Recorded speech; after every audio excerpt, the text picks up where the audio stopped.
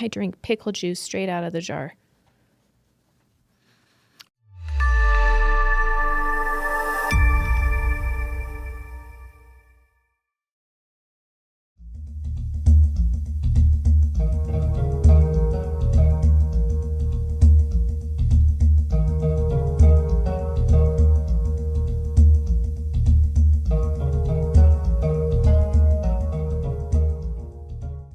Welcome to the perfect society where Republicans and Democrats get their way, and so do everybody else.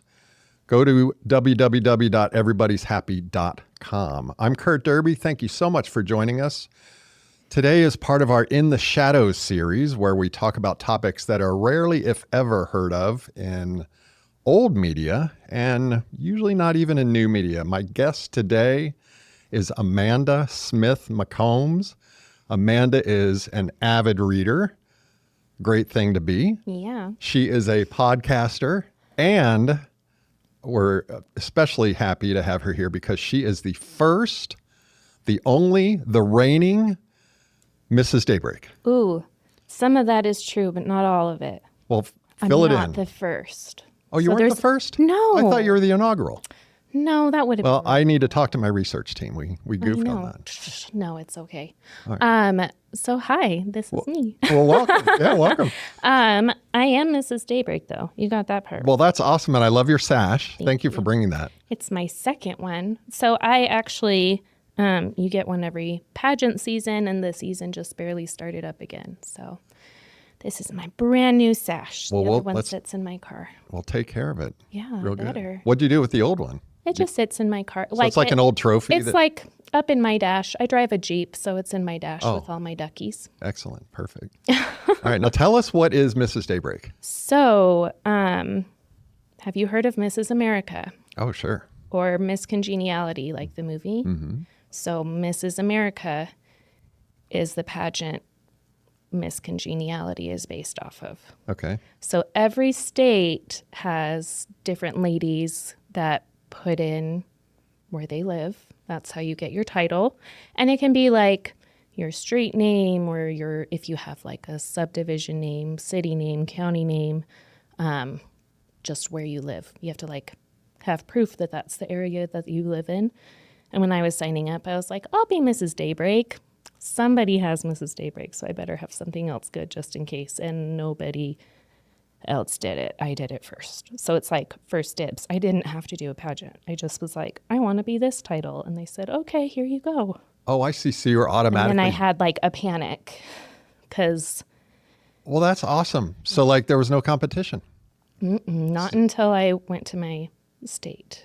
So then you like pick your neighborhood title or city, county, whatever, and then you compete at the state level. And if you win at the state level, you go to nationals, which is Mrs. America. And if you win Mrs. America, you go to Mrs. World. And if you go to Mrs. World, then you can go on to like Mrs. Universe. Excellent. Anyway. All right. Which I didn't think about initially when I signed up. You were just proud to be Mrs. Daybreak. I was just like, yeah, I'm going to do a beauty pageant. And then I was like, oh, I'm going to do a beauty pageant. Oh, that's fun. Had you done beauty pageants before? No. Okay, so it was your first one. Yeah, it was my first one. All right. And it was like somebody else had suggested it to me. They suggested the idea, and I was like, I would need a lot of work. And they said, no way, and sent me the application. And the rest has been like a wild ride for sure. Nice. Yeah. So what are some of your responsibilities, if any, so as being Mrs. Daybreak? You can do whatever you want with your title while you're reigning. Positive things, I should clarify. Not really anything. Not really anything, but I focus a lot on service, and we focus a lot on self-improvement. So every month we have activities where we're getting together and we're doing self-improvement. We're doing book clubs, we're having dinners together, we're brainstorming ideas, but we're also looking at ways that we can help in the community. So let's see, the season just started. So far, I've been to a couple fundraisers, and then there's a USANA Kids Eat program. So different kids or different schools will put in an application, and They fill little backpacks full of food that kids can make for themselves because maybe they don't have access to quick and easy groceries or parents aren't home or whatever. And depending on the school, they get that many bags. So I got to help one of the other pageant people, my Sash sisters, we call each other. She was doing it already and asked me to come help fill some bags. So that was really cool. But now I'm like, I want to do more. Well, that's a great activity. That's Yeah. fantastic. Last year, I helped give a family Christmas dinner, and there was another family that the mom just got out of the hospital, and I did her Christmas shopping, and not like standing on the mountain saying, look at all this service I'm doing. Like, I'm doing these things because it feels good to do that. And I was in a position where once upon a time, I could have used something like that, and I didn't. So I just want to help where I can, right? And you can do whatever you want with your title. You can go out and you can serve, or you can just like hold on to your sash until competition day and go do your thing. But we just barely had a dinner, and we talked about our why. Like, why on earth are you doing a beauty pageant? And there's a lot of ladies that hadn't done one before. Like, we're all kind of new. There was a lot of new ones last year, and now we have a bunch of new ones this year. And all of them just talked about needing a community of like-minded people that just wanted to do good and to learn and to grow and improve. So it's amazing. It's a great community. Well, this is really educational, and I have to admit, when we had our pre-show interview, no offense at all, when you mentioned that you were Mrs. Daybreak and that you were the first and you just signed up, Yeah. and you automatically got it. Yeah. I didn't know it was such a serious thing. I thought it was just like didn't a know. fun little goofy thing, but Me like too. you're totally legitimate. I mean, this is awesome. I know. Well, and I I kind of thought about it, but I didn't really think about it because then I went to Vegas. I did not win. Obvious. I did not win. Sorry, no, what was Vegas? Was that Mrs. America? Uh-huh. Okay. And you get to see all the other states, and you get to cheer for your state, right? But then you get to see the community that is there for everybody. And man, it was just, yeah, it was really cool, and it was really eye-opening. And at first, I was terrified. Like this first pageant that I did, I'm pretty sure I blacked out on stage, and I don't remember most of what happened. But right when it was done, I was like, okay, I know what's going on. I'm not going to be a deer in the headlights. I can do this again. And that felt good. One more time. Let's go. Well, that's very cool. Are there any pageants coming up that you're planning for? So I'm getting ready. Mrs. Utah America, March 28th, 29th. It's at the end of March. And then Nationals is always in August. They always do them about the same time. So we actually just crowned there's 3 titles.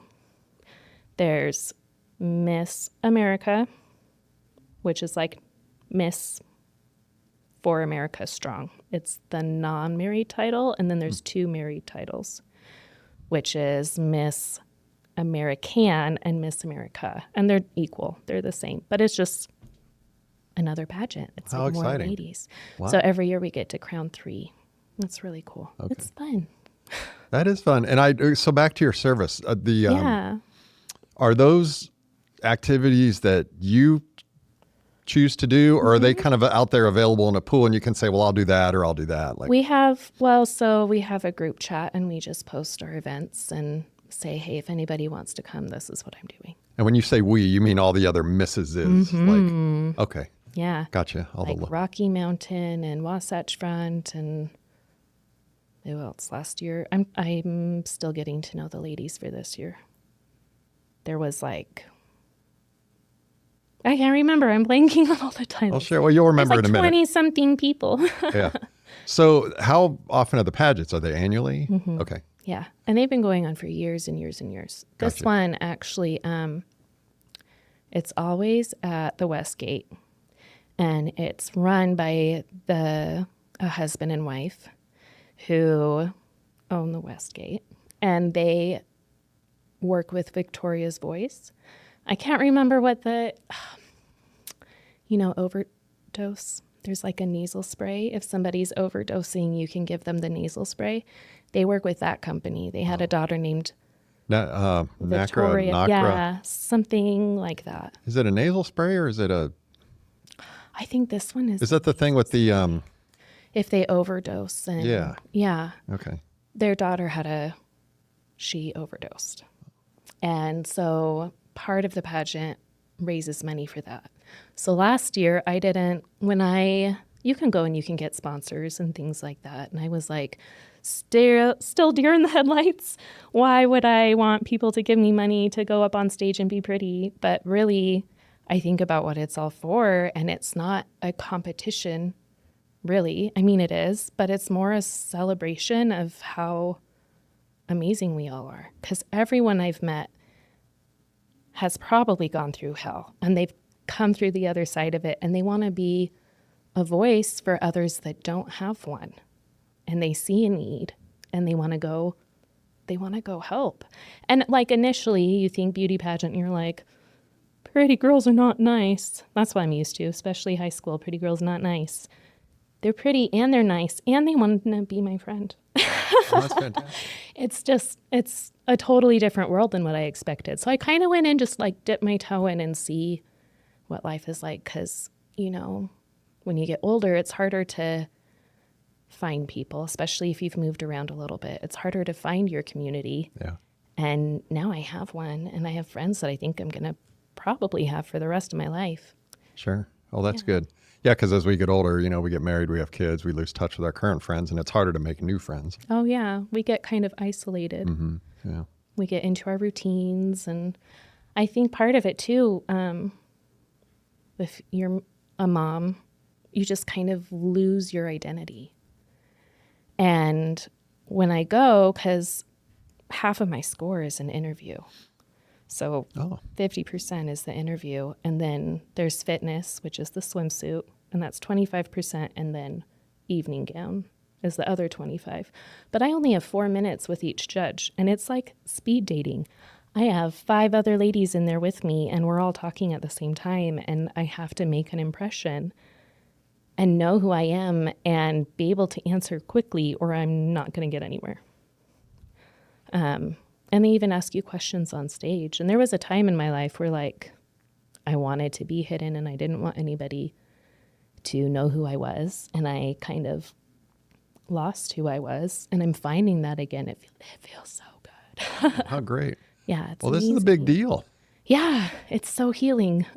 Well, obviously it's a big deal for you, but also a big deal for the community and the state and the country and et cetera. Well, and it's interesting to hear that a lot of the participants that they really do have not goals necessarily, but a mission. Yeah. That they really want to make a difference in the community. I mean, I admit it, I'm maybe because I'm a guy, but I see these pageants on TV and I think, they're just a bunch of models, they just live the model life, but they're obviously not. Moms. There's well, not all of them.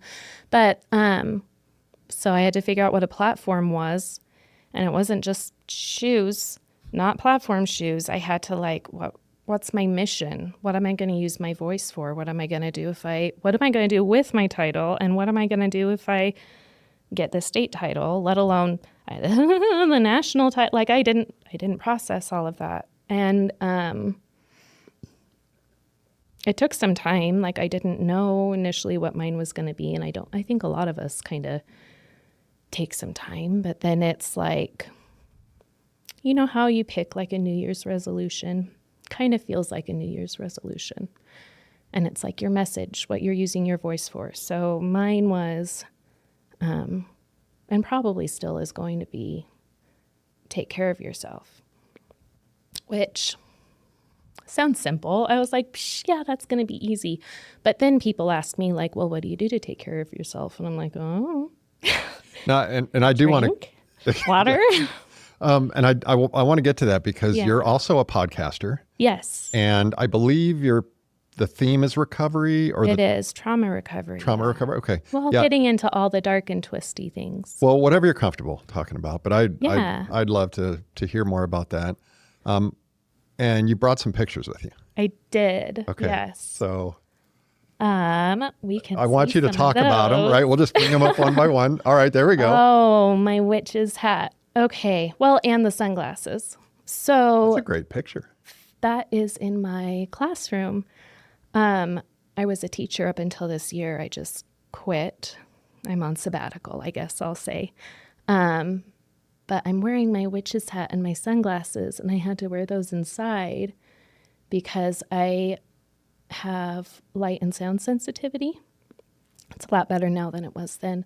That was February 2023. I had shingles run through my face. Oh my God. And so this whole like quarter of this whole part right here, I like can't feel, or it's pins and needles, or like, you know, that feeling where you fell asleep on your arm and you're like, oh, this hurts. That's uncomfortable. That my arm is asleep feeling is in my face. You still have that now, or you had that when you had shingles? Wow. I have it now. Yeah. I was actually misdiagnosed. And there's like antivirals that you can get that help lessen the symptoms, but like I was noticing I could like feel the temperature change on my face for the first time the other day. It was like little things like that. I couldn't go outside. That was when I had a new job working at a school, and I was actually their PE teacher.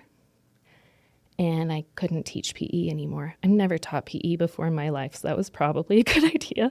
But I couldn't do the lights and I couldn't do the sounds. Like we used to do dance parties and run in the gym, and I couldn't see anymore. I couldn't even open my eyes. So the brim on my witch's hat, that wasn't in October. It helped with the lights in the classroom so I could do my job. Gotcha. What were you teaching then? So they switched me from PE to, believe it or not, visual art. But I mean, with the glasses, I could see. Yeah. And then the next year I taught first grade, and this year I needed more time to heal.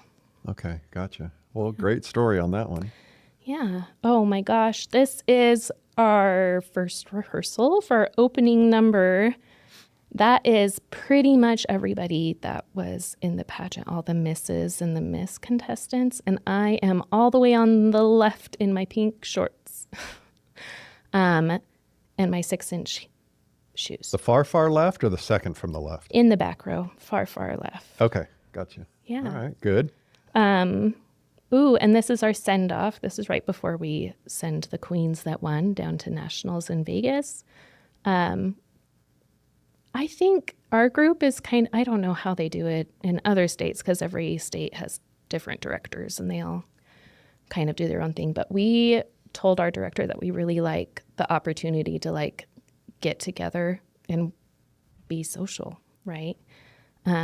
So they really took the time to plan a lot of opportunities for us to spend time together, which we really appreciate. And it makes it less of a competition and more of a celebration of who we are. That's very cool. Because again, my ignorant knowledge of any of this is that, oh, y'all are catty backstage and oh man, you're we are all competitive and zipping each other's dresses up and pat each other on the back, grabbing each other's sticky boobs when they fall out. Well, how fun. What a great community. It's so good. It's amazing. I would guess so. Yeah. All right.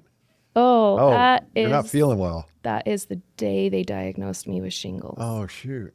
So the ice helped on my face. That's on the floor in that same classroom, actually. Oh, man. And I was trying so hard to work. It was the first day of February 2023, so almost like we're over a year and a half ago. And I just was so sick. Now, what causes shingles? Do we know? Yeah.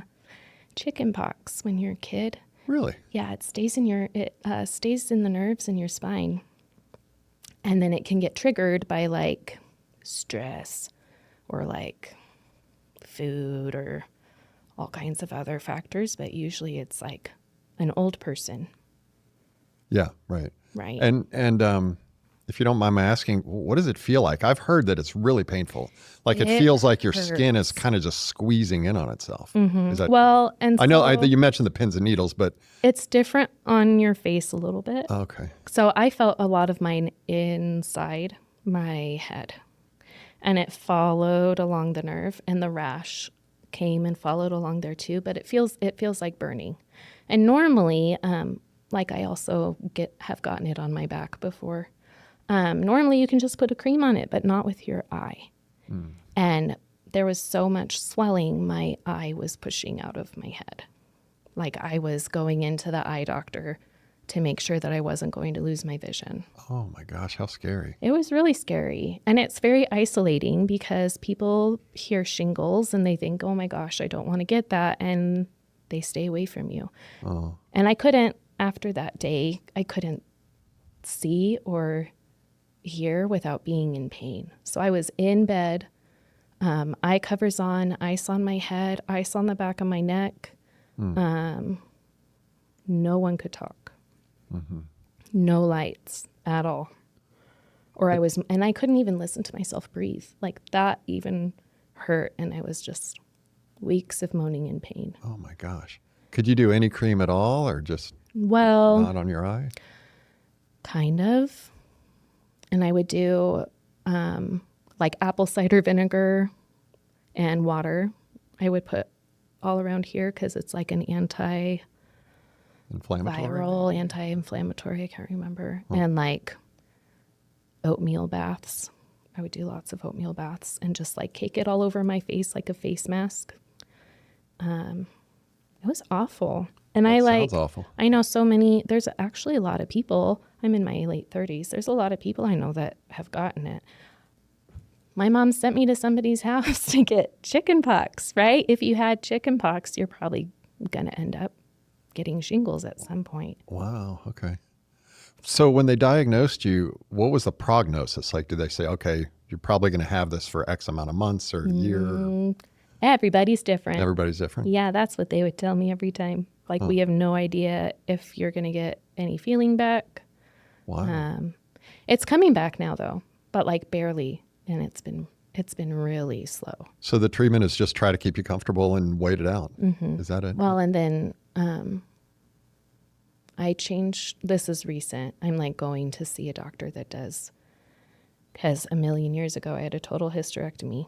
So I have to see doctors for my hormones and stuff. And I told him about everything else that's going on. And we're changing my diet and we're doing a bunch of other stuff to see if we can get it under control. And I just have antiviral all the time. Like if I get any kind of itching in my face or in my back, because I can just get it again if I'm too stressed. Wow. Well, stay stress-free for the next hour or so. I'm trying. Oh, dude, No. That's really terrible. Yeah. Well, and I'm glad I'm on the other side of it now. Like it was rough for a long time, like months. And there were all kinds of things I was missing. I missed my birthday. I missed my daughter's birthday and my son's birthday and Valentine's Day. That was a joke. Like the whole month of February was pretty much gone. And then like March, I could kind of start doing things, but I was really pushing it because I don't know when to quit. Yeah. Yeah. Well, I'm glad you're mostly past it or over it. Yeah, I think we're on the other side of the hill. So. Yeah, good. All right, well, let's look at your next picture. Oh, so this is at the USANA Kids Eat Okay, I see food. facility. So we just go down. They'll have races. You can like do 2 different teams if you get enough people. And then you just see how many bags you can pack in an hour. It's kind of fun. Fun. And those are a couple of the other ladies. Okay. Stephanie in the middle is the one, she's sponsoring a school. So she is the one that invited us to join her. Nice. That's Okay. really fun. Great. Oh, and that's there you the are. same place. That's me and all the things. It was really, really fun. I wish they gave us more than an hour to pack. Yeah. That looks good. Ooh, Oh, look at that. yeah. You're killing it on stage. That was a long time ago. Yeah? In another life, I worked in a group of photographers and models, and we would just be like, someone would post on Facebook, I have an idea for a photo shoot. Who wants in? And this one was for a rock star one. And it's actually inside of an old abandoned sugar mill. Okay. Yeah, there's poop everywhere. Oh, Yeah. Well, nice. Hopefully not on stage. Next to the monitor there. Away. Oh, okay. There's another sash photo. Recent. Yeah. So this photo is recent, but it's a great picture of my evening gown that I wore for the competition. It's very, very long. And it looks long. It looks twice as long as you. Oh my gosh. Because you're holding it up and it's still on the yeah. concrete. It's got a crazy train behind it. Wow. But I get to wear pretty dresses. Yeah, I actually went to that's at the Utah Equality Gala for LGBTQ people. And you don't have to wear your sash when you go to events like that. But I would. If I want to show them that I'm supporting them, I'm totally going to do it. I'd be rocking that sash. It was so fun. And maybe I was in the parking garage at midnight running around without my shoes off to have some fun and take pictures. Yeah. No one else was in there. Let loose a little bit. Yeah. Did you make that gown or does someone make it for you? So I bought that one. No. I mean, I could get somebody to sponsor me on a gown. If there was a company. I'm just too scared of selling myself. So I bought this one. I went up and tried it on and fell in love with it. I actually still have it in my closet. That looks fantastic. It's so fun. And it's so shiny. It just looks like water. That's a great blue too. I like that color. It's so fun. That's really neat. That's from that same Sugar Mill photo shoot. Okay. With the guitar. Yeah. That looks good. You're a good model. We stayed up there for a long time. This is probably about 12 years ago. Okay. That's a great picture too with the sunset. It was once upon a time. Yeah, don't play on train tracks, kids. Please, for the record. Unless someone's got a camera. Yeah. Oh, that's great. Oh, this is at Nationals. So it was Miss for America Strong the first night, and this was Miss American, and we have our Miss Utah American right there, somewhere in the middle. I had to run up to my hotel room and change because I broke my shoe. Oh, no. So I'm wearing a knit dress. I'm not wearing what I was wearing before, but that was the first night, and all those ladies there are either former Miss Utah title holders, or there's some of the contestants from the last couple years too. Gotcha. Okay. Great. This is There's your pink again. My pink shoes. I am from Oregon, the Oregon coast, and we do experiences instead of stuff. So this last year we went whale watching, and this is kind of my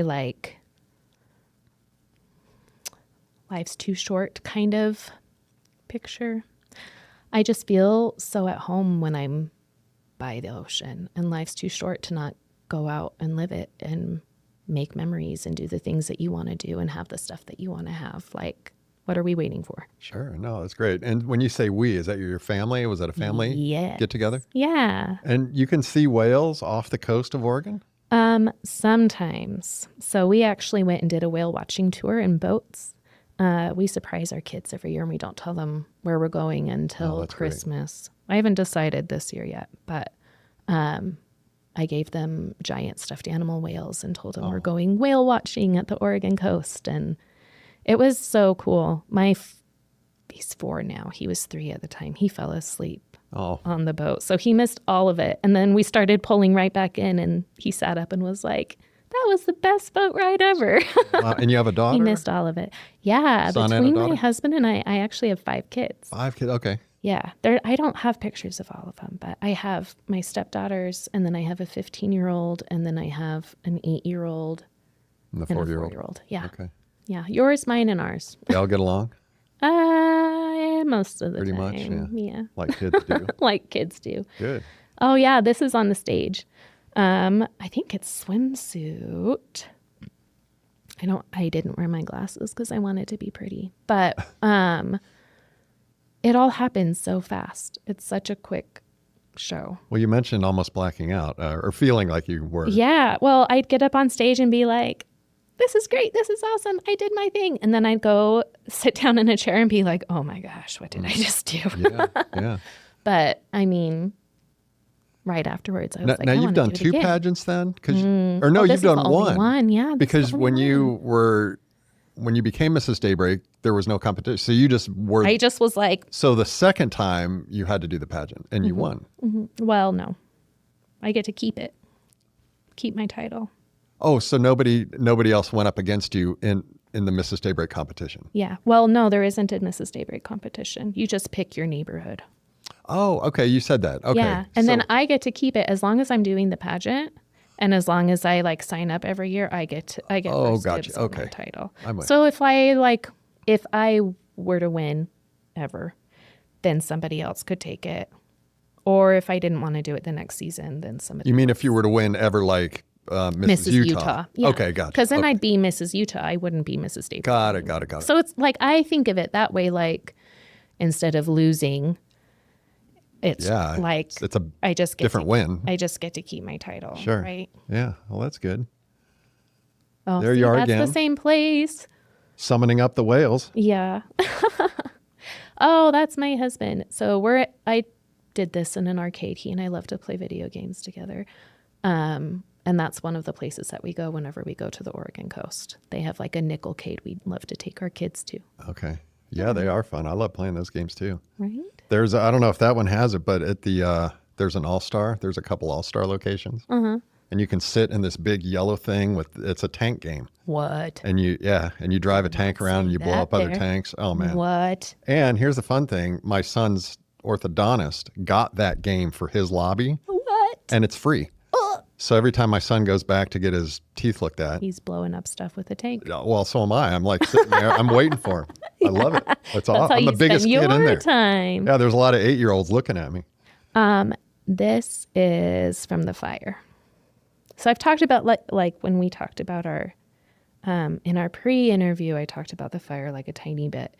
My mom's house burned down right after I got diagnosed with shingles. Oh my gosh. So text messages are going off. I can't read any of them. Like all I know is that her house is burned down and they made it out alive and they lost all their pets and they lost everything. Oh. Right. And we can see like down into the basement. I mean, it's completely gone. Yeah. Well, they've already started, at this point, they had already started scooping everything out and taking it to the dump. Okay. And How did it happen?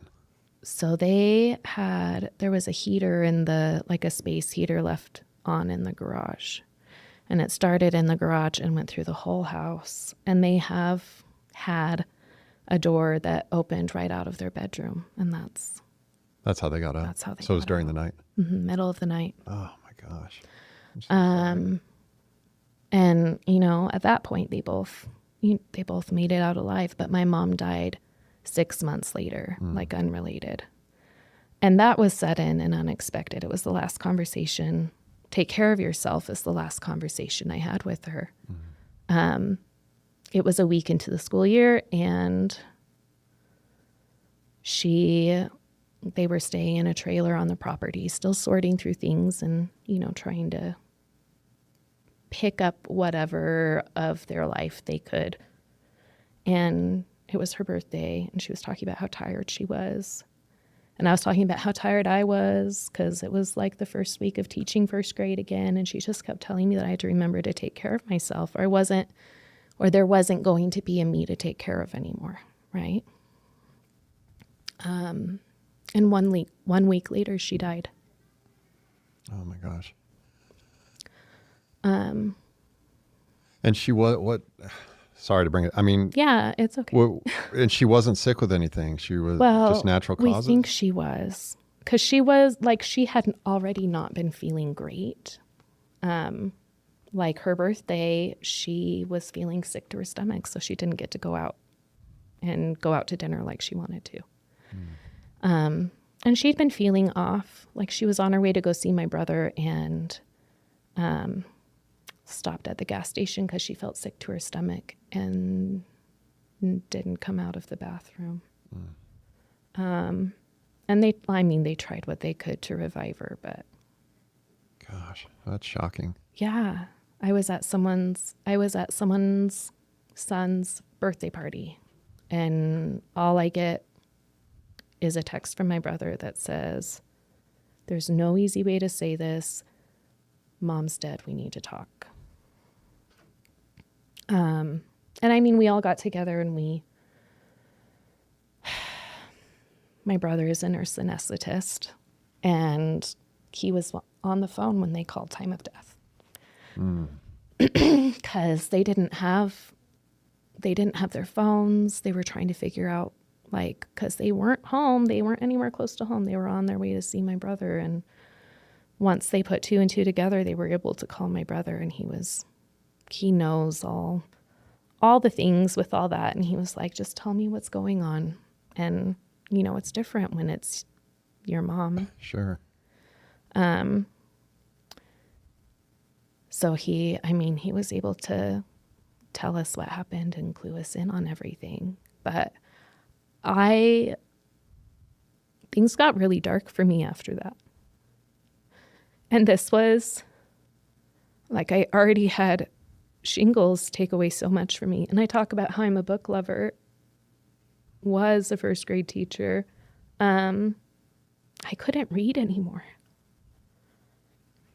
Because it's hard to focus, or because of your eye? I couldn't focus on the text at all. Sure. It hurt my head. You're in pain. It didn't matter what size the font was. I couldn't watch TV. I couldn't drive a car. I couldn't ride in a car without having eye coverings on. Like, I couldn't. When you're sick, what do people tell you to do? They give you movies to watch, podcasts to listen to, book recommendations. I couldn't do any of it. I couldn't do anything. I couldn't work. Like, any part of my life that I like wanted to live or do, I couldn't. Yeah. And just alone with the pain and the thoughts. Yeah. And then I stopped eating. I was getting skinnier and skinnier and sicker and sicker. And I was literally wasting away. And that is when somebody approached me about the pageant, because you put on the mask. You don't let people, moms often, I know guys do too, but we show it in different ways. You don't want people to know that anything is wrong. And so this lady, when she talked to me about the pageant, was like, you wouldn't need a lot of work. Here you go. She probably didn't know she was saving my life, right? And things just kind of changed from there. Like, it was a couple months of me just wasting away and going through the motions and acting like I was okay, but I wasn't. Not at all. Not even close. So when that sounds like the turning point was the pageant. Yeah. How did they approach you? Was it kind of had you put your name out there and you were interested before, or? It's a parent at the school, actually. Huh. And they were in the office, and I saw a post on Facebook, and she was in a evening gown dancing with Todrick Hall in Vegas. And normally when I see her, she's like in sweats and hair pulled up. And I was just like, what the heck was that? And then she told me about the pageant, and I was like, oh, I would need a lot of work to be in a pageant. And then she kept talking to me about it. And then I applied. And that's when because I was like, okay, I read through it. I didn't process that, like, if you win, you keep going, right? And now I'm comfortable with all that. I can keep going. I could go on. I could do Mrs. America maybe one day when I grow up. But it forced me to really take a look at myself and realize I wasn't taking care of myself. Well, for good reason. You right? Had a lot going on. I had a lot going on, but then, how long do we say we have a lot going on? Because it wasn't, it's not just that, right? There were so many things that happened before in my life, before I even got married, before my mom passed away. I started the school year last year burying my mom. And then at the end of the school year, I had to put my dad on hospice. So I had to not teach anymore. I had to stop. And that was after the pageant was done and everything. I was like, I am not taking care of myself. I'm not eating enough. I'm not taking time for myself. I'm too stressed out. I don't have time for the doctor's appointments. I don't have time to take care of the things I need to take care of for me and take care of for everybody else. So what do I have to let go? And deciding what to let go is hard. Because we want to do all the things and have all the things and be everywhere all at once. And it's very hard, but also nice when you realize like you don't have to do it all. You don't have to be everything for everybody. I'm thankful that I did the pageant and it healed me in a lot of ways. And it wasn't so like, I'm trying to think of the best way to phrase it. It really just forced me to look at myself and realize that I wasn't putting myself first. And it's not selfish to have to do that, because if I'm not taking care of what I need, I'm not going to be able. It's at the airport or in the airplane, you have to put your mask on first. You have to put your mask on first before helping others. Yeah. If you can't get that airflow, you might not make it to help anybody. Yeah. But there's times in our lives when we have the hurt and the trauma and we just got to like stay there for a minute and just process it before you can even consider turning, the other side. That's what I realized, because there was a lot, I have PTSD, CPTSD, which I didn't realize until like I had a full break in the hospital and was crying, and it was over nothing. I was just so overwhelmed. And then I started doing therapy and realized that I kept going and going and going, like wasn't feeling the stuff because I just had to keep going. I didn't have a choice. Was this before or after shingles? Before. Okay. Years before. Yeah. You mentioned a lot of trauma before. Yeah. Yeah. It's funny. Well, not funny. It's odd because you can feel it. Like you can feel stress inside, in your body and your mind. Like you can feel like you're just tight in there. And then until that dissipates, like you're just carrying it around with you sometimes for years. Yeah. Well, and I talked about, I'm still going to therapy. Therapy's so good. But I talked to my therapist about how like sometimes you don't realize you're in fight or flight until you're out of it. Yeah. Yeah. You're just moving forward. Yeah. Whatever that means. I was in it for so long, and I wasn't even experiencing my life fully. Like I'm just point A to point B, got to get the stuff done. Mm-hmm. And that's not living at all. Do you want to talk about any of that, or is that you want to keep that? Oh, we totally can. I mean, what started it all? Like, was it something in your childhood or something as soon as you became an adult? So lots of things in my childhood. The main thing, so I talk a lot about like finding my voice again. I lost it. I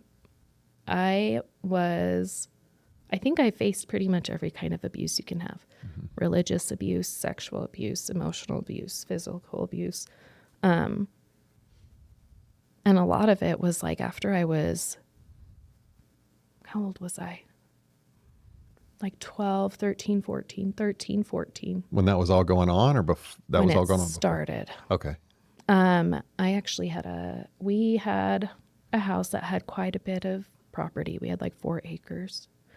And a lot of it is just trees, straight up a mountainside. And it's the perfect place for somebody to sit and watch. And I thought I was 13 or 14 when I had my first stalker. Wow. And he would take pictures of me from my window. And he kept popping up like all through my life. And it was like, if I tell anybody, no one's going to believe me, sort of thing. It got to the point where he would watch my house and he like knew my family's patterns, and he would break into the house and climb into my bed while I was sleeping. What? Wow. But no one's going to believe me if I say anything. So you never told anybody that was going on? Oh, I tried. But some of my, like, I talked to some friends about it and they were like, oh, that's cute. He really likes you. Okay, was he your age? Was he an adult? He was your age? Like 12, 13, 14? We went to school together, yeah. Oh, okay, so you knew him. He lived right down the street. Okay. Yeah. How did you find out? Well, obviously when he's coming into your bedroom, you find out, but how did you find out he was taking pictures, or did you find that out later? Well, I found out he had somebody else going with him. And he told me, which didn't make me feel any more comfortable because the other guy kept coming. Yeah, the other guy let him do it. And they were both stalking me at that point. Wow. How long did that go on? He kept showing up until I was 20. Jeez. And I moved away. I moved to Florida. Wow. That's got to be intense. Yeah. Well, and that's not like typical for somebody No. my age. So I talk about like the way I grew up maybe wasn't very normal, right? There are things in my life that I experienced that I should have never experienced. That should not have happened, right? And, there were a couple rapes in high school and things like that. And I spoke up about the rapes and I was told that I was a liar. They didn't believe me. I lost a bunch of friends. And, the teachers, the adults don't really know what to do in those situations at the school. Like this was back in the 2000s, early 2000s, and there weren't any kind of supports or anything in place for somebody like me, really. You just don't talk about it because you don't want people to know. Or if they do know, they don't believe you, or they think you're dirty and they don't want to be around you anymore, even though what happened wasn't even your fault. Were these kids at high school too? They're kids that you knew? Oh. Yeah. Oh, I'm really sorry. I can't imagine. I mean, going through it and then have the aftermath. Right? Nobody's supporting you. It's so, well, and it's like, why, what's the purpose of doing any of it, right? Like, eventually, the guy was held accountable for somebody's assault. One of them was, but it was just so common. And it happened to so many of my friends. And it was just like, it was almost like it's part of growing up, and it shouldn't be. Is that the CPSD that you're talking about? Is it because of these? CPTSD, yeah. CPS? So complex. Oh, complex. Yeah. It's just meaning multiple things that have been going on? Yeah. Huh. Yeah. So PTSD is usually just from like a singular event. Right. But like I had a boss at one point that he was sexually abusing me and also was like, it's your job. Like, you tell anybody, you're the one that's going to get fired. Man, what is up with the places where you lived and worked? Well, I have no idea, but Golly. I am choosing better places now, apparently. Yeah, well, good. Just kidding. Small plug. Hey, wait, this way. I went the wrong way. This way. Plug away. Wow. But like, so those are the things in your teens that you mentioned, and then in your early 20s, that's when you started just plugging away, but you just carried all the pain and stress. That's what the expectations for relationships were for me. Like, that's just how it's expected to be for years, right? Because it's okay for boys will be boys. Sowing their oats. Right. That's part of guys. But it's hopefully consensual. Yeah. I mean, it should be consensual. Yeah. But yeah, I don't understand. But I mean, it takes a lot of healing from all that, because then you grow into an adult that has to help other kids not go through that kind of stuff. So like, I told somebody else when I was talking about what life was like, before you become who you needed when you were growing up. Yeah, I've heard that. You get abused as a child, and then you look for an abuser in a partner or spouse. Yeah. Well, and I wanted to be like somebody that I needed. Like if I were a kid and I were going through this stuff, who's somebody that I would need? And I worked with daycares and stuff like that for a long time. But before I did that, I wanted to be in the medical field. So I was a CNA, and I saw a lot of end of life stuff. And I saw a lot of homeless people coming in and drug overdoses and alcoholics and, people that really could have used a positive influence in their life, and they didn't have one. And if somebody could be there earlier in someone's life and just like, with math, you just tilt it a tiny bit, you just tilt the angle and the whole trajectory of their life could go somewhere different. Do you feel like right now, because you said you're still in therapy and after the shingles and your mom's passing, and that the pageant turned things around for you, do you feel like you're at a place of peace now, or is there still a lot of, I know there's scars, there's always going to be, but oh yeah, is there still anything just inside that's not resolved yet? Well, there's things that are still getting worked out. There's a lot in my life that all that stuff that I just talked about from being a teenager, I had blocked that out for years. Because I would stow it away and tuck it in a box and just go on to the next thing because I couldn't deal with that right now. But especially with nobody helping you. Right?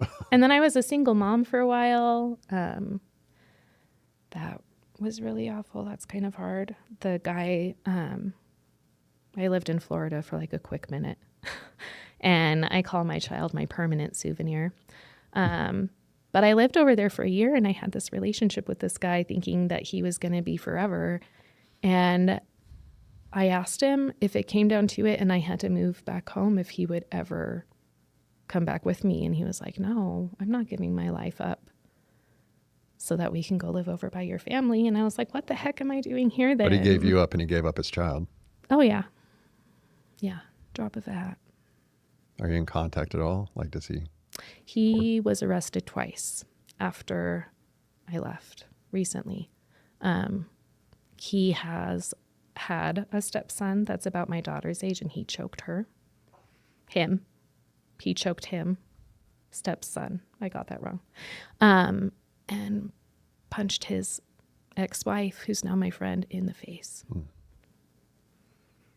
And kept telling the two of us to not talk to each other. And I think that's when both of us were like, wait a minute, maybe she's cool. Right. And, you make friends. You bond over the trauma. But none of that should have happened, right?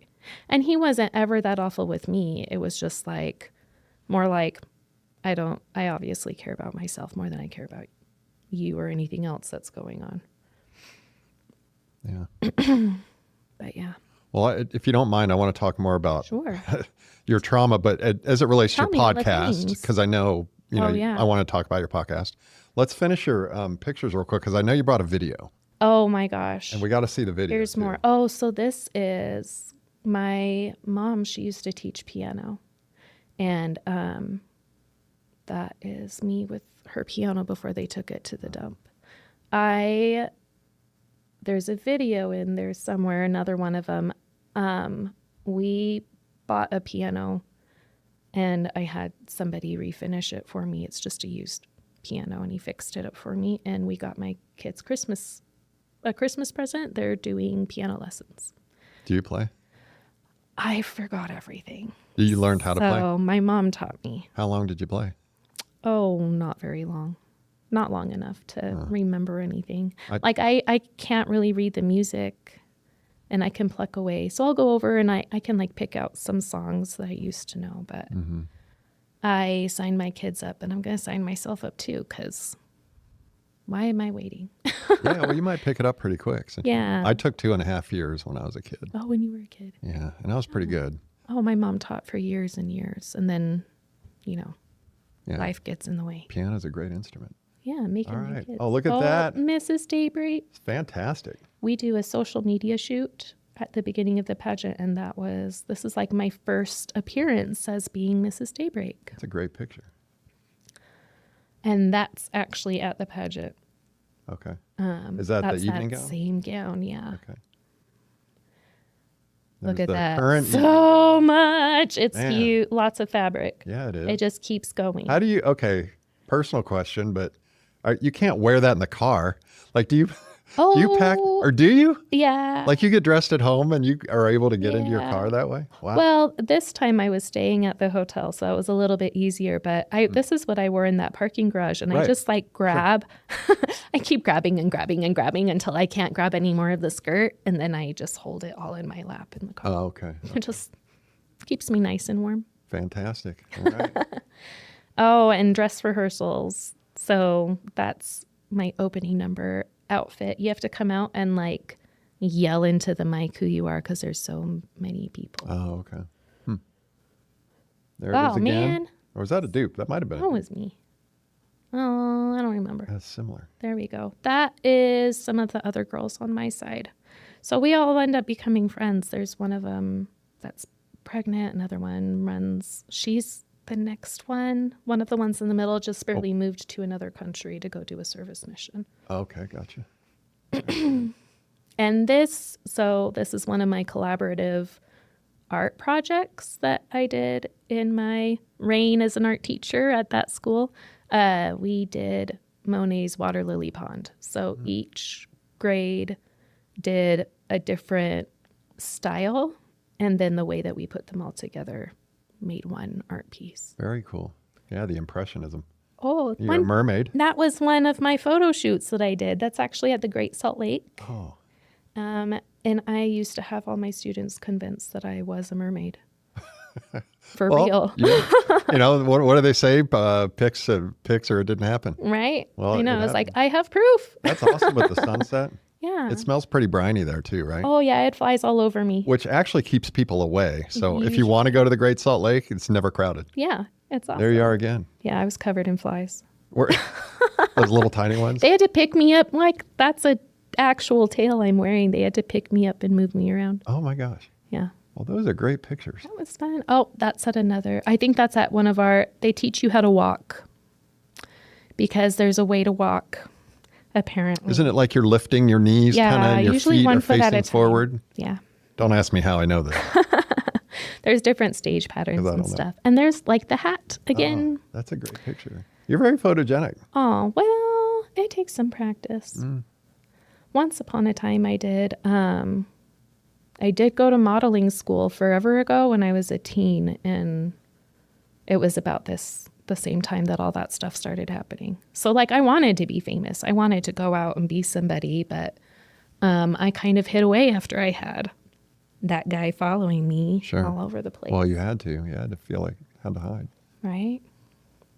Oh, this is I get compliments on this dress all the time. So I get to keep it in my closet. It kind of is like I started talking to the people that did it. Like this whole idea that life is a fairy tale. Like, especially with my podcast, because you would look at me and think that we're going to talk about like sunshine and butterflies and all kinds of bright and happy things, but we talk about the awful, dark and twisty stuff. Well, and that's what helps you heal. Yes. Well, I don't know. It's all good. But that's why I wore the goofy Spinal Tap shirt, because I thought we were just going to be yucking it up the whole time. Oh, yeah. I thought it was going to be a comedy fest. I'm funny. I'm funny. Oh, you're very funny. No, you're very funny. But I mean, Trauma made me hilarious. The communication that we had beforehand, I'm like, this is going to be a nut fest. And I was, we were talking before you got here. I was like, we're just going to be goofing around the whole time. And yeah. Oh, we now can goof. Now I wish I would have worn something a little more serious. Oh, no. Don't worry about it. Right. Oh, yeah. That's proof I'm a teacher. Was a teacher. But I always wore my pink socks. Yeah, my pink socks and shoes. Those are my favorite. I didn't wear those today, but yeah. See, look at those. Those are headshots from when I was 15. Wow. Million years ago. Yeah, they look good. Yeah, I found those. That's some of the treasure that I found in my mom's stuff. So a lot of what I found is actually like things that reminded her of me, or some of my old items. So now we're in the video portion. Oh, there yeah, you are. Dance party. So this is another one of a lot of those ladies. Ooh, There's one of them. There's my Sash sisters. We did a Barbie dance party. And it was a fundraiser for the Policy Project to help with sexual abuse prevention training and to help with legislation to help kids. Mm-hmm. Great. I want to see the one with the bee. Do you have the bee in here? Where is it? It's in there somewhere. Oh, There. that's the piano. We can maybe okay. skip that one. Ooh, I'm crying. Skip. Oh, yeah. See, look, they just came in. Oh. So, like, I'm standing there watching. This is like all my memories. Yeah, sure. My old school papers and sheet music just blowing around in the wind while they're taking truckload after truckload to the dump. Photos and furniture. And, Yeah, everything. yeah. Hmm. Yeah, this is walking over. That's where the fire started, is in the garage. Oh, okay. And then it just moved through and took everything out. That one's kind of long. You can maybe skip. Okay. There's we the go. bee. This is at Mascots for Miracles. So they do events for special needs kids. And I mean, this is our baseball mascot, but it depends on what the event is. There's different mascots for different baseball teams or basketball, football, you name it, college. And you can probably skip. Yeah, Utah's got some great mascots. Yeah, we do. And they love to come together to do things like this. Yeah, cool. They're really, really nice. Awesome. All Oh, right. that's the end. There we are. Yeah. Well, tell me more about your podcast then. Oh, okay. So it's called Inner Workings of the Not So Genius Mind. And it's the dark and twisty. Like we talk a lot about, it's mostly just me. I've started doing some interviews now, but we just bring to light what we hide in the shadows, because that's what helps us heal. Like, we talk about the hard things because why do we not? Like, we want to give this perception to people that everything is all fine and okay. It's not at all. So, I mean, we kind of dive into different stories. I talk about, I was a member of the LDS Church for a long time, and I talk about a lot of my trauma with that. What finally, and I'll just say so fast if you want to go over to my podcast and learn more. But Don't say it fast. Tell us what your podcast is. My bishop at some point told me that the Holy Ghost told him that I was lying about my abuse. And so then I was like, I'm out, I'm done. And, I talk about that a little bit more, but my goal is to eventually meet with experts in the field and to find resources for people that might be in mental health crisis, because they're not often in one place. You have to look over here, over here, over here, over here, over here, and a doctor for this and a doctor for that. And it would just be a lot easier if we could have everything grouped together. So my hope is to talk about the dark and twisty stuff and talk to experts about different things that we can do and resources that are available wherever people are, so that they can heal and they can find what they need. What do you think is, if you could bring it down to one thing that helps a person heal or at least starts the healing process? Can you pinpoint one thing? One thing. Like if there was only one thing out there, like everybody do this. You have to be ready. That's true. Like, But what and about it's actions? Like, actions? Yeah. Ooh. That's a good question. Well, and everybody is so different. Like, if it's mental health, finding a qualified therapist is probably your best bet. I was actually just doing a bunch of research. I had a total hysterectomy, so I'm looking into a lot of my hormones and stuff. I'm in my late 30s, like already going through menopause because I don't make my own hormones. But with that comes a lot of research into women's mental health, and just women's health in general, really hasn't been studied. So being able to talk to people that really understand, like, a woman's body is important if it's a female. I mean, guys need help too, but I was just doing a lot of research about hormones when we're like perimenopausal and menopausal. They're fluctuating and changing and they're all over the place. And maybe you need a little bit of support, right? So finding some kind of doctor that does something like that. I go to a great place. It's not like a one-stop shop by any means, but I've done ketamine therapy there. I've done my hormone replacement. They do lab work. I just got diagnosed with liver disease recently. I don't drink. It's very weird. It's like fatty, non-alcoholic liver disease. So they're helping me figure all that stuff out. And they helped me finally kick my shingles in the butt. Like, and a lot of it was stuff that maybe my primary care doctor didn't really have on their radar, but for whatever reason, this other place was able to help me figure that out. And like, when I was teaching, again, I was just talking to my therapist about this. When I was teaching, I really learned a lot about what you needed to do to take care of yourself because I had to teach the kids. And then I sat there and was like, holy crap, I'm not even doing this for myself. How am I going to expect kids to do it if I'm not even modeling it or showing them, right? I have to practice what I preach. So then it turns into like me being an example for others. But my physical health, and I'm going back to teaching the kids. I promise I'm not always this scatterbrained, but we talk about like, you have a hierarchy of needs, right? You have to have your physical needs met. And then you go up the ladder from there. And just like writing down all the things that I had to do in each category with the kids, we're not doing it, right? So start with, are your physical needs being met? Are you getting enough sleep? Are you getting water? Are you eating? Not only are you eating the right kinds of things?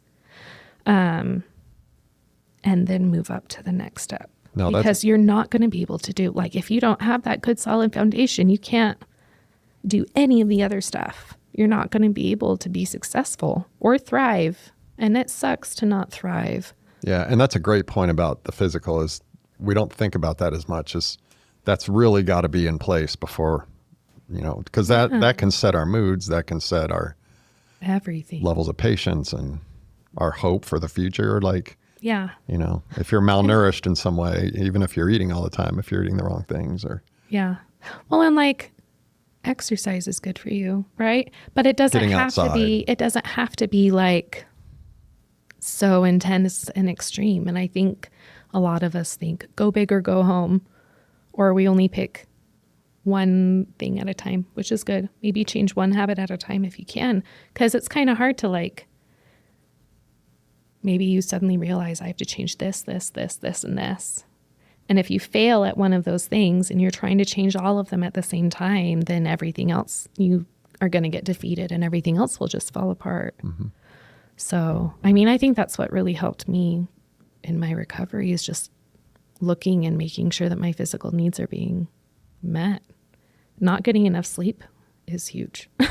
I've got maintenance insomnia, so I can relate. Oh, yeah. And since I don't have a 9 to 5 anymore, mm-hmm. I can deal with that better. It's easier. Yeah. Oh my gosh. That's hard. You know, yeah. Yeah.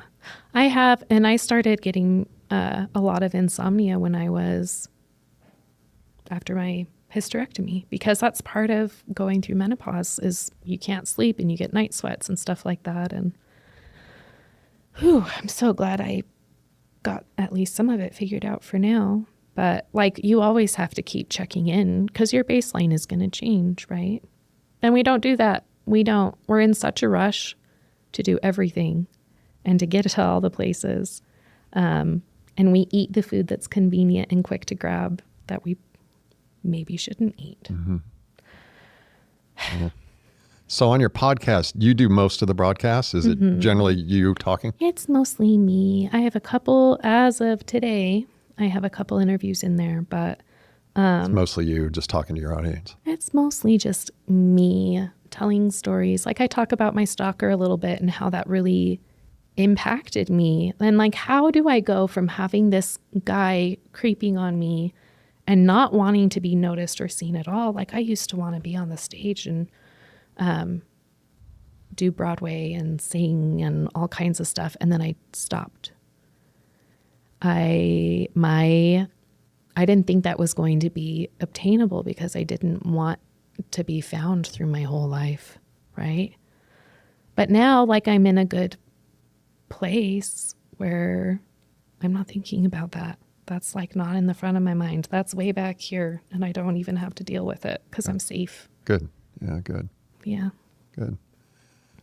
All right. You want to talk about books? Yes.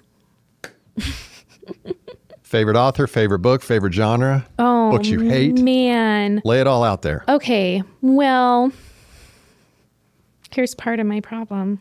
I haven't been able to read very much because of the shingles. So like for the last year and a half, I feel like I'm really, really far behind. And my to be read pile already was like growing and growing and growing. I love mystery. I do too. Yeah. What's your favorite mystery? Ooh, okay. I like Dean Koontz. Mm-hmm. I'm trying to remember. Oh, Velocity is one of the ones that he... Is that one of his? I don't think I've read that. I think is it Insanity or Intensity? I don't know. I think it's called Intensity. Maybe Intensity. That was my favorite of his. Oh, and then there was... So I do like to find... Sometimes I like the Kindle first reads that you can get for free. I pick based on the cover. I judge book by covers too. Sometimes, not all the time. But I found some great books doing that. There was one that was called Everything Burns. It's about a pyromaniac that ends up like stalking a family. It's kind of cool. Wow. Yeah. So your to be read pile, are they physical books or do you get stuff from the library? Well... Or is it all Kindle? I have all the things. You have all the formats. So I have like books that I'm listening to on Audible. And then I just barely got a Kindle stand that's like right now I'm reading Breakfast at Tiffany's on my Kindle. The movie? Or is it a different story? Book. Yeah. I didn't know it was based on a book. Yeah. Is it? Yeah. Okay. But I got a cool little stand and it has a button so I can like click. I don't have to hold my tablet like this. I can just click the button and it holds it for me on the side of my bed. So I can lay there and read. Very cool. Have you read Agatha Christie? Physical books, yes. Have you read And Then There Were None? No, I haven't. That's the best mystery ever. Okay, I'll read that one. In my subjective opinion. And I've been doing a lot of looking for a community, right? I've been doing some book clubs and I just kind of let them tell me what to read for a little bit until I could figure out, because that was like part of my problem. I didn't know what I liked to read anymore. Yeah. I like A Court of Thorns and Roses and all those fantasy books. I read the first one of those and I liked it. I didn't get into the second one. Did you read the glass thing, Throne of Glass? Yes. I got the first and second books are phenomenal. Yeah. They were amazing. I wanted to finish the story, so I finished the rest. Well, I got to the third book and I had to quit midway through because I forget the main character, the main I can't remember girl lady. Her name either. But there's spoiler alert to the audience. One of her friends dies in the second book. Nehima or something. Oh, yep, I remember that. Right, now. and then the whole third book, all she's doing is moping about her. It's like, get over it. And is like, oh, my friend. Here we are, talking about trauma. Oh my God. But I mean, I don't even know if they were that close. So like the whole first half of the book, I'm like, there's nothing going on. I'm quitting. Well, you should. I quit book. I know. Should I get back to it? You should maybe. Really? So did you like the third book? Because I couldn't get into it. I started with Crescent City. What's that? Is that one of the prequels? That's another one of her books. And it kind of ties everything together. Okay. So I read in publication series, but they're all like... Oh, that's too complicated for me. They're all intertwined together. That's like too much it's a for my little multiverse thing. Yeah. Which I loved once I figured out that that's what was happening. But then anyway. Yeah, I have enough trouble with Fire and Ice. I can't keep up with all those characters. My gosh. Sarah Moss, she's got a great writing style. She does. Really cool and very creative. Oh my gosh. There was another one.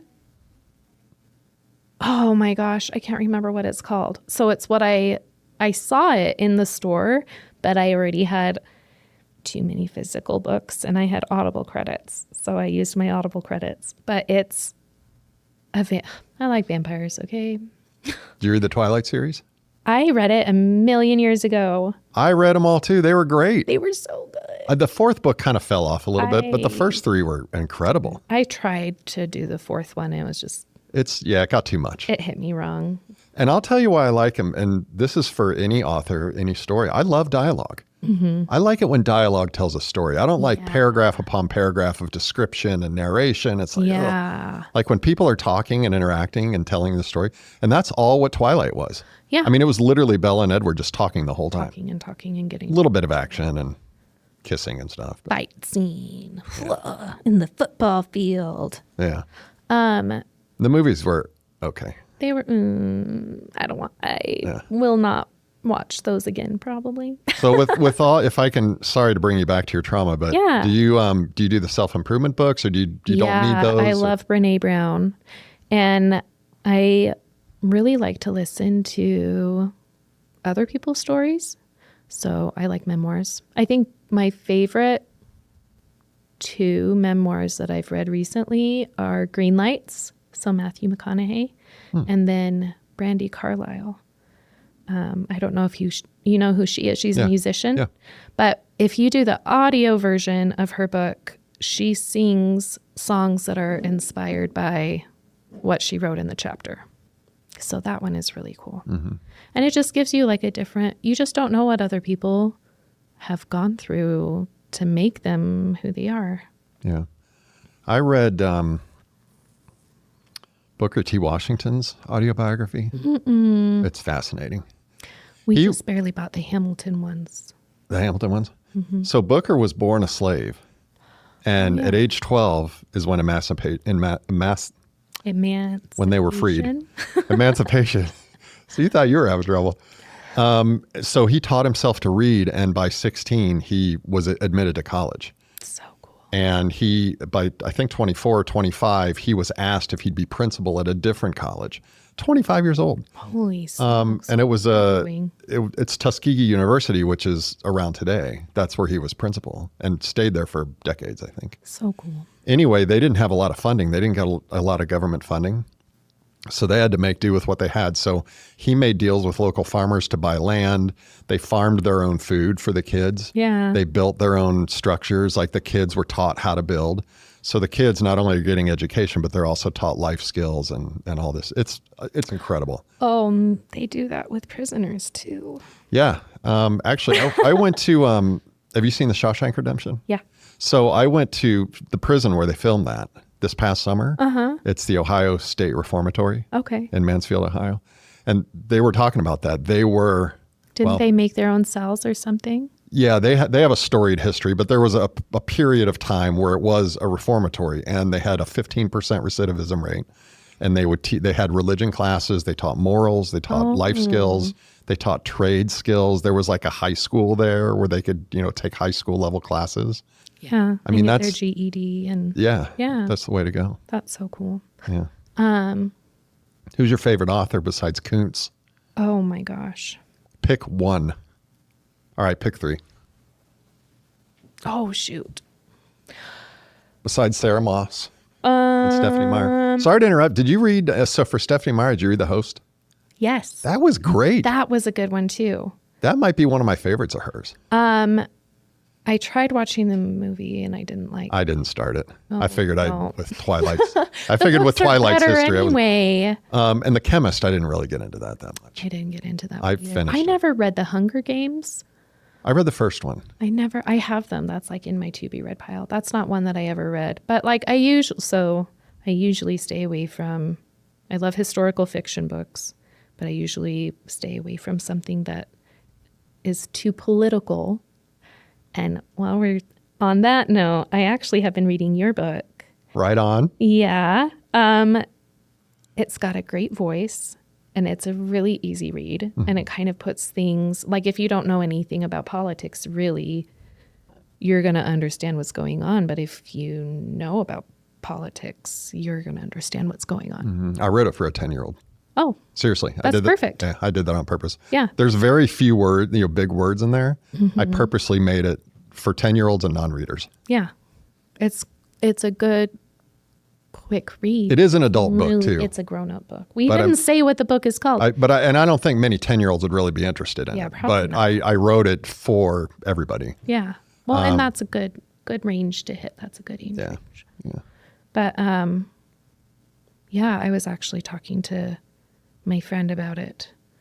And we are like polar opposites with a lot of things, but we can still come together and have conversations that are non-argumentative. Like we're not really taking sides or, it's constructive. So I mentioned the book to her because we were at a dinner and we were talking about, the election, how it stands, how there's no way to make everybody happy, right? If we pick this person, all these people are going to be mad. And if we pick this person, all these people are going to be mad. And then I turned and looked at her. I had just barely started the intro or something. I was like, oh, I'm reading a book. I just barely started it, but I'll send it over your way when I'm done. And share with everybody's happy. Everybody wins. And she just looked at me like, bull crap. But I've read it. I love that. I've read it. I love the bull crap comment, but at least read it then, right? Right. Well, there's 4 pillars and 4 pillars of freedom. 4 pillars of freedom. And I'm almost done with the first one. Okay. I was reading it and getting my nails done. And the whole time I'm just reading and okay, this, yeah. And I was reading the whole time. So it kept me entertained. Good. No, I'm glad you like it. Yeah. And that's the premise of the book, is that there is a system in America and the world where we can all get along. We can all get what we want.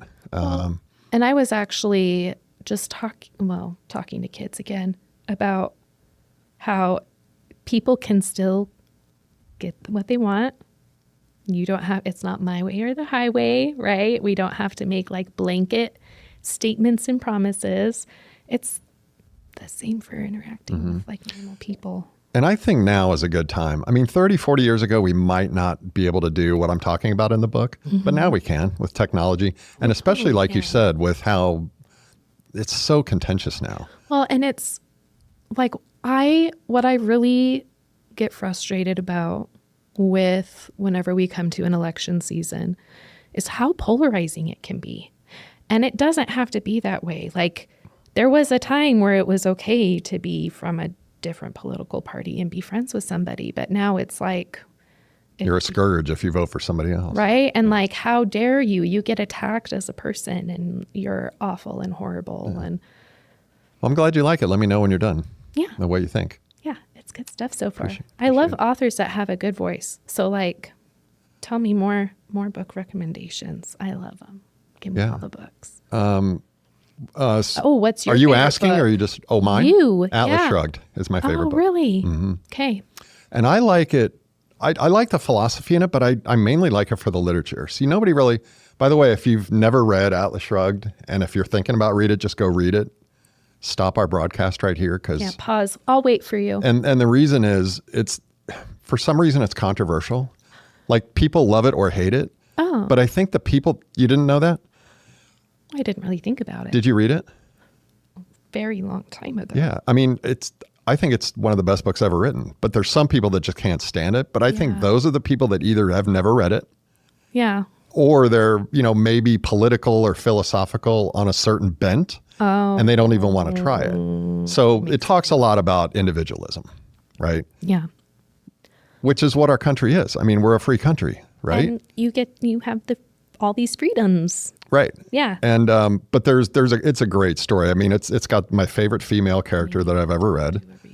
It's epic. The whole story takes place over 2 or 3 years, so there's a lot going on. Cool. There's great plot twists. There's a ton of dialogue, because I'm a dialogue freak. Yeah. I've read it twice, and it's 1,100 pages, but it goes fast. That doesn't sound too bad. I like Stephen King. Oh yeah. I like John Grisham. I've been reading Riley Sagar. He's got some good mysteries, but they're kind of a horror bent. Oh, I like that sometimes. Think and Grow Rich is the greatest nonfiction book ever written. Oh. As far as I'm concerned. That's bold. Actually, it's the first one I ever read, And I've read dozens of self-improvement books since then, and they all copy Think and Grow Rich badly. My first self-improvement book I read wasn't even really a self-improvement book, but it changed my brain. It's called On Love by Alain de Botton. He's from France. And he takes a fictional relationship. There's a guy in a fictional relationship, and you go through the whole thing and like what he's thinking and feeling. You go through the breakup, they get back together. And I read it at like a pivotal moment when I broke up with somebody that I thought I was going to spend the rest of my life with. And like I read this book and it totally changed my perspective. I had a lot of breakups after that still, but made it a lot easier. Right on. Yeah. Right on. Any other books you want to mention before we do our speed round? No. All right. Speed round. We're doing the speed round. We're going to end with the speed round. Okay. Okay. You ready? Yeah. Oh no.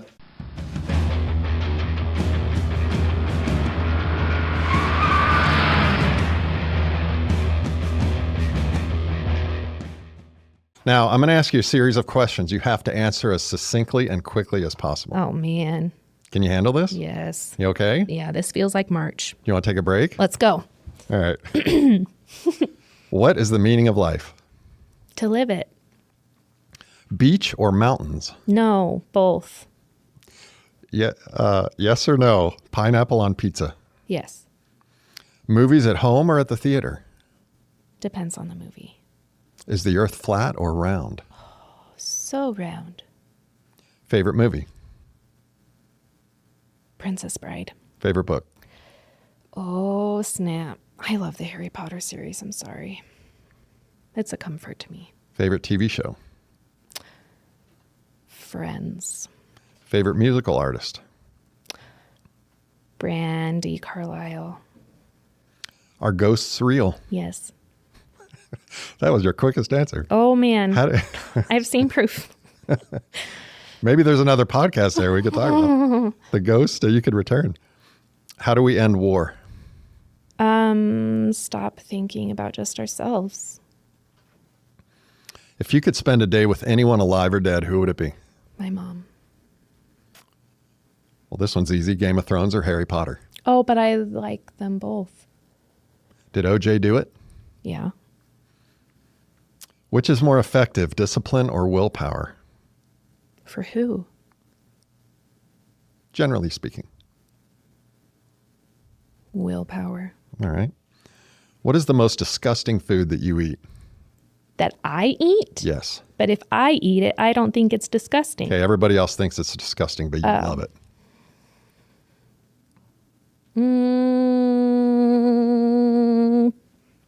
I drink pickle juice straight out of the jar. Every cloud has. Rain. If it if it ain't broke, What? don't. Fix it. Or break it more. Curiosity killed. Oh, the kitty. Who is better at running things, free people or politicians? Free people. I can see why you like my book. Yeah. True or false, we are living in the greatest time in history. I mean, now, right? True. All right. Star Wars or Star Trek? Star Wars. Your happiest childhood moment? Oh, fishing with my dad. Prince or Michael Jackson? I'm not picking. Which is worse, fear or regret? Regret. 2112 or Xanadu? What? Say that again. 2112 or Xanadu?